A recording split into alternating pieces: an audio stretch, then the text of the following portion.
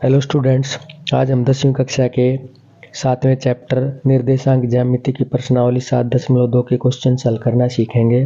5 question हमने पिछले video में हल करना सीख लिए थे। यहाँ पे हम छठे क्वेश्चन से हल करना शुरू करते हैं। अब जो इसका अगला क्वेश्चन है, यदि बिंदु ये जो 4 बिंदु दे रखे हैं इसी क्रम में लेने पर एक समांतर चतुर्भुज के शीर्ष हो तो x और y ज्ञात कीजिए।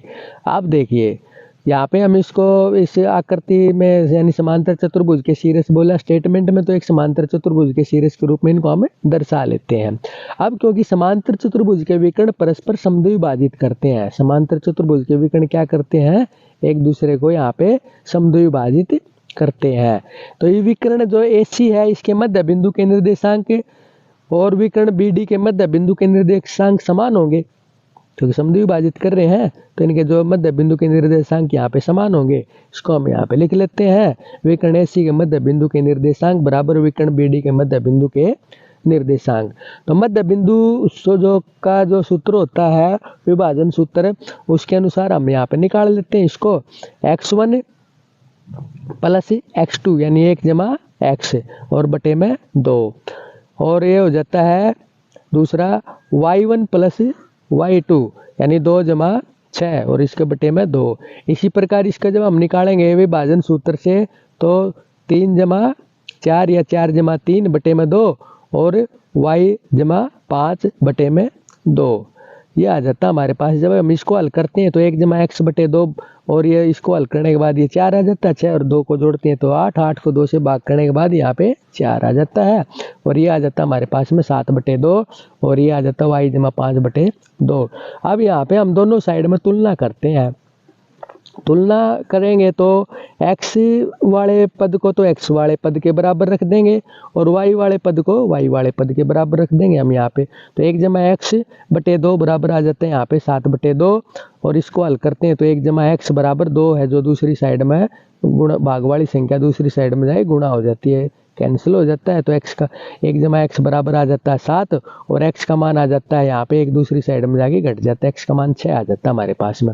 इसी प्रकार जब हम इसको हल करते हैं तो 2 दूसरी साइड में जाके ये भाग वाली संख्या गुणा में होगी, y जमा 5 बराबर 8 आ जाती है और 5 दूसरी साइड में जाके घट जाती है तो y का मान यहाँ पे 3 आ जाता है। तो x और y हमने यहाँ पे ज्ञात करना, तो x का मान यहाँ पे 6 आ जाता है, y का मान 3 आ जाता है।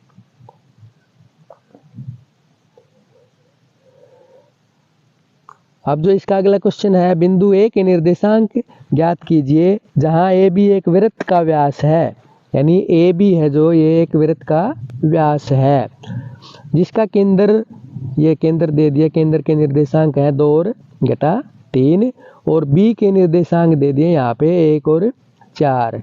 तो A के निर्देशांक हमने यहाँ पे ज्ञात करने, के निर्देशांक हम यहाँ पे XY मान लेते हैं।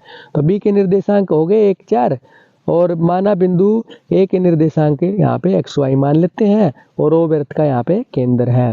तो अगर वृत्त का केंद्र है तो इसलिए AB के मध्य बिंदु के निर्देशांक बराबर केंद्र बिंदु O के निर्देशांक के बराबर होगा। हम यहाँ पे मध्य बिंदु के निर्देशांक निकालेंगे तो x जमा 1 और बटे में 2 और y जमा 4 और बटे में 2 और यहाँ पे केंद्र पे जो मध्य बिंदु के निर्देशांक, केंद्र के निर्देशांक दे रखे हैं उसके बराबर रख लेते हैं। अब सेम उसी प्रकार जैसे पिछले क्वेश्चन में हमने किया था, तो इसको तो हमें x वाले पद को तो x वाले पद के बराबर रख देंगे और y वाले पद को y वाले पद के बराबर रख देंगे। तो यहाँ पे हमारे पास आ जाता है 2 दूसरी साइड में जाके ये गुणा हो जाता है भाग वाली संख्या, तो x जमा 1 बराबर 4 और एक दूसरी साइड में जमा वाली संख्या घट जाती है, तो x का मान हमारे पास 3 आ जाता है। इसी प्रकार जो 2 है दूसरी साइड में भाग वाली संख्या गुणा हो जाती है, तो y जमा 4 बराबर आ गया यहाँ पे घटा 6, क्योंकि जमा और घटा की जो गुणा करेंगे यहाँ पे घटा की संख्या आएगी और 4 जो जमा वाली संख्या दूसरी साइड में जाके घट जाती है, तो y का मान हमारे पास आ जाता है घटा का 10।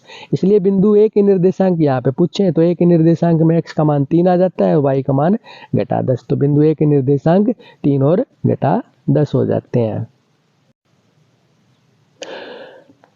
अब जो इसका अगला क्वेश्चन है, यदि A और B क्रमशः ये जो 2 बिंदु हो तो बिंदु P के निर्देशांक ज्ञात कीजिए ताकि P बराबर 3/7 AB हो और P रेखाखंड ए बी पर स्थित हो। हम तो यहाँ पे इसको इस रेखाखंड के अनुसार यहाँ पे दर्शा लेते हैं।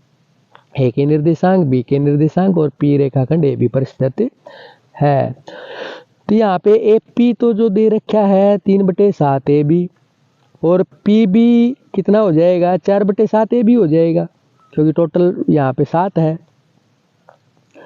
तो यहाँ पे पी अनुपात पी बी जब हम ए पी और बटे पी बी करके निकालते हैं, यहाँ पे हल करते हैं, तो ए पी बटे पी बी आ जाता है हमारे पास में 3:4।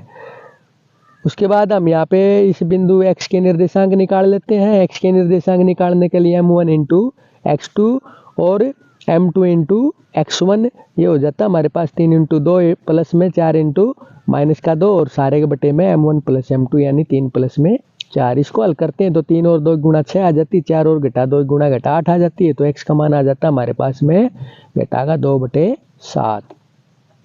इसी प्रकार y का मान निकालेंगे तो m1 into y2 3 into -4 plus m2 into y1, m2 यहाँ पे 4 है और y1 कितना है यहाँ पे घटा का 2 और बटे में आ जाता है m1 प्लस में m2। इसको हल करते हैं तो y का मान आ जाता है हमारे पास में घटा का 20/7।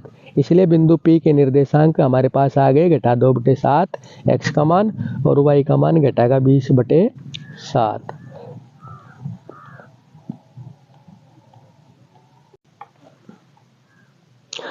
अब जो इसका अगला क्वेश्चन है, बिंदुओं ए और बी को जोड़ने वाले रेखाखंड ए बी को 4 बराबर भागों में विभाजित करने वाले बिंदुओं के निर्देशांक ज्ञात कीजिए। तो यहाँ पे ए बी हम रेखाखंड खींच लेते हैं, ए बी के निर्देशांक दर्शा लेते हैं, बी के निर्देशांक। तो माना बिंदु पी क्यू आर बिंदुओं ए और बी को जोड़ने वाले रेखाखंड ए बी को 4 बराबर भागों में विभाजित करते हैं। बिंदु पी क्यू आर यहाँ पे हम मान लेते हैं।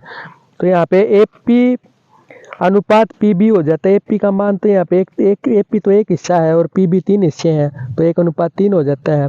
तो बिंदु पी के जब हम निर्देशांक निकालेंगे तो एक्स के लिए क्या करेंगे m1 into x2 plus m2 कितना है यहाँ पे 3 इंटू x1 और बटे में m1 प्लस में m2, और जो y के जो मान इसी के अंदर हम निकालेंगे तो m1 इंटू y2 कितना है 8 प्लस m2 कितना है 3 इंटू y1 कितना है यहाँ पे 2। इसको हल करते हैं तो हमारे पास आ जाता है ये 2 घटा 6 बटे में 4 और 8 जमा 6 बटे में 4। इसको हल करने के बाद बिंदु P के निर्देशांक आ जाते हैं घटा 1 और 7/2।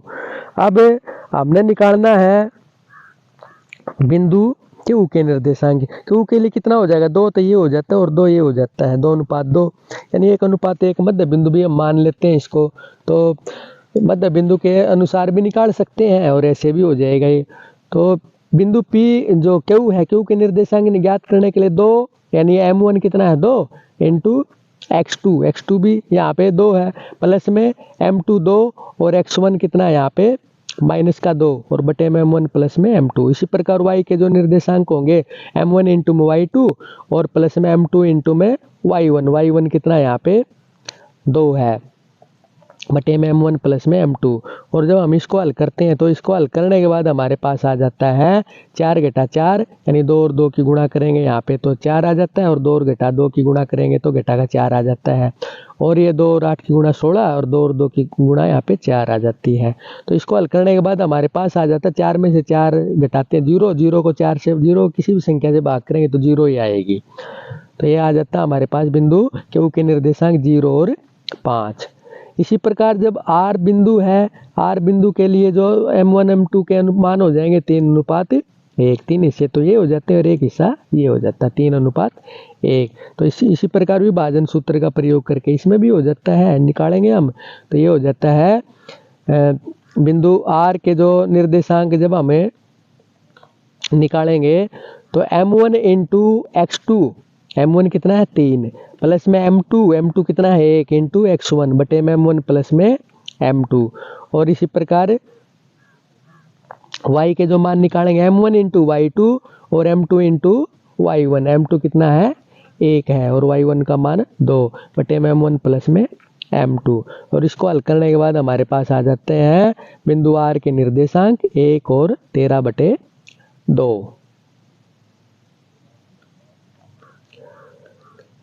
अब जो इसका अगला क्वेश्चन है, एक एक समचतुर्भुज का क्षेत्रफल ज्ञात कीजिए जिसके शीर्ष इसी क्रम में, यानी ये शीर्ष दे रखे हैं। अब तो हम यहाँ पे इसको आकृति के अनुसार दर्शा लेते हैं इन बिंदुओं को, ए बी सी डी। समचतुर्भुज का क्षेत्रफल हमने ज्ञात करना है। तो क्षेत्रफल जो समचतुर्भुज का होता है विकर्णों का गुणनफल होता है जो उसका आधा। तो यहाँ पे हम इसके विकर्ण निकाल लेते हैं। तो ए बी सी डी समचतुर्भुज के यहाँ पे शीर्ष हैं, तो विकर्ण AC निकालेंगे। तो विकर्ण AC निकालने के लिए क्या करेंगे, दूरी सूत्र का प्रयोग करेंगे। तो दूरी सूत्र के लिए क्या करेंगे, हमें x2 अगर AC है तो C वाले जो निर्देशांक उसमें से हमें A वाले निर्देशांक यहाँ पे घटाएंगे। तो 1 यानी घटाएगा 1 और घटा 3 का वर्ग प्लस में 4 घटा 0 इसका वर्ग और सारे का वर्गमूल, दूरी सूत्र है ये। तो ये आ जाता हमारे पास में 4 वर्गमूल 2। इसी प्रकार जो BD निकालेंगे, BD निकालने के लिए भी यही दूरी सूत्र का प्रयोग करेंगे। D वाले जो निर्देशांक उसमें से हम B वाले निर्देशांक घटा देंगे। तो D वाले निर्देशांक घटा 2 और घटा 4 का वर्ग हो जाता है यहाँ पे, और घटा 1 और घटा 5 इसका वर्ग हो जाता है सारे का वर्गमूल। ये हो जाता है 72 आ जाता है वर्गमूल में। और 72 को जब हम गुणा इसको टुकड़े करेंगे, इसके गुणनखंड करेंगे तो 36 गुणा 2 हो जाता है 36 का वर्गमूल है जो 6 बार आ जाता है। तो समचतुर्भुज का क्षेत्रफल आ जाता है 1/2 गुणा विकर्णों का गुणनफल, यानी विकर्णों का गुणनफल करके उसका आधा कर देते हैं। तो ये आ जाता है हमारे पास में 24 वर्ग मात्रक।